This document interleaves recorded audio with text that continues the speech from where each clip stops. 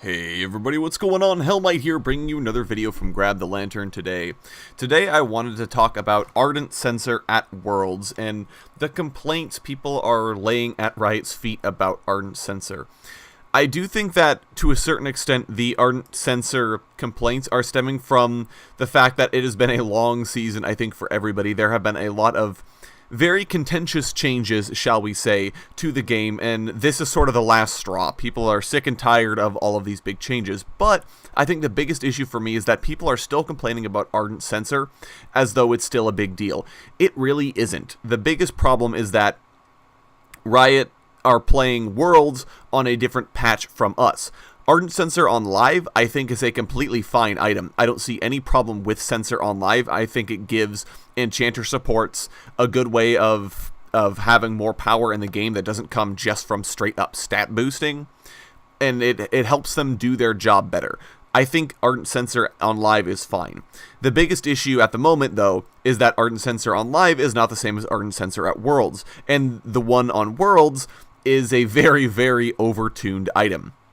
So much so that it is heavily contributing to the rise of the hypercarry meta. Now, I don't think that it's the only reason hypercarries are in flavor at the moment. I think the high presence of tanks, the relative weakness of bruisers and assassins, and the strength of Enchanter and Enchanter itemization is a big reason why hypercarries are in. However, I do think that Ardent Censer is a contributor to the fact that Kog'Maw and Tristana and Xayah are all the most picked carries at Worlds.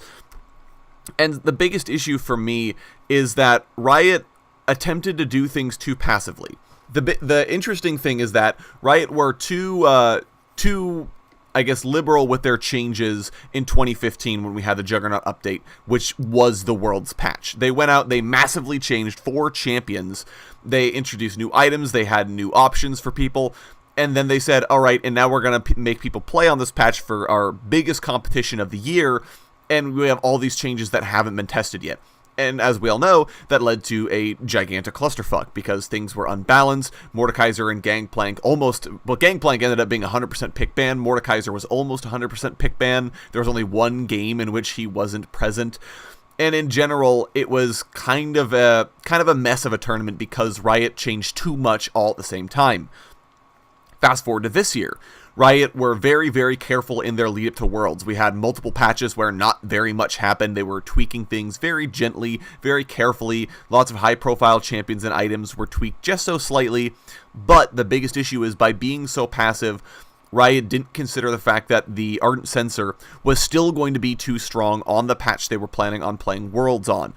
So they essentially, by trying to be too passive, they said, well, you know, we're going to try and make sure that we don't mess up the Worlds again like we did in 2015, but they messed it up anyways because they didn't take the initiative. They weren't proactive enough at going out and saying, we need to make sure that this item, which a lot of people are thinking is too strong, is nerfed down. Would it have drastically affected the Worlds meta? It probably would have. If the current live Ardent Censer was at Worlds, we would be seeing very, very different champion picks at Worlds. I don't know if it would be enough to drastically change the meta, but you would still see different champion picks.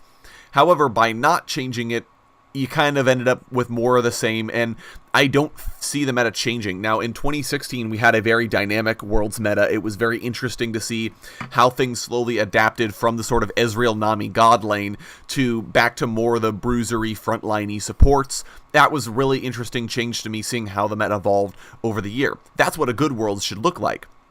This current Worlds, nothing has really changed, and while there have been some very interesting picks, mostly at the hands of the Gigabyte Marines, it has been the most consistent Worlds I think I've ever seen, and that's a big problem to me personally, because you want to see professional players go into Worlds and have these adaptations and have these pocket picks and have different ways of playing the game matched up against each other, and right now, because of the strength of Censer and the strength of Censer supports, there's not a whole lot of interest at Worlds, I guess. The meta is too stale because Riot didn't change it enough. So, you know, and I usually defend Riot, but I think that was a big mistake in not hitting it hard enough before Worlds. I think you would have had some different picks, but I don't think it would have affected the meta that much, is essentially what I'm getting at. And I think part of the problem, too, is just that Enchanter supports have it too easy and have very little skill expression beyond being heal or shield bots. But that's sort of a topic for another time. I may do that on Friday. But in general, I wanted to talk about just the reason things are so messed up at Worlds is because Riot dropped the ball and they were too passive with their changes. Was that a mistake? Yes. Should we continue vilifying them for it? Not really, because they did the best they could. They had been burned before in 2015, and they kind of guessed that, you know, hey, maybe this is an issue.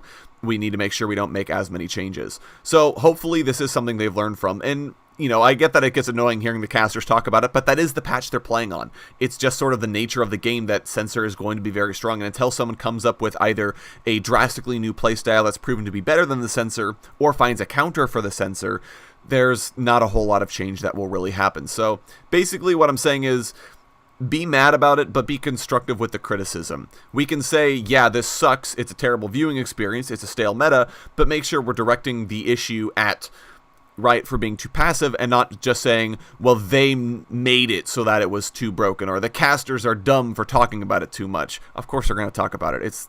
It's literally dictating the meta at the moment. So anyways, those are just my 2 cents on the topic. If you guys have different opinions or the same opinion, go ahead and let me know down in the comment section below. I would love to have a conversation down there about Ardent, Censer, and everything going on at Worlds. If you enjoyed the video, go ahead and leave a like. And if you really enjoyed the video, consider subscribing. I upload a video every Monday, Friday, and on patch days as well. And if you're hungry for more Grab the Lantern content, you can check out my blog, grabthelantern.tumblr.com. I upload an article just about each and every single day for your enjoyment. There should be a link down in the description below. Anyways, thank you guys so very much for watching. I do appreciate it, and I will talk to you all later.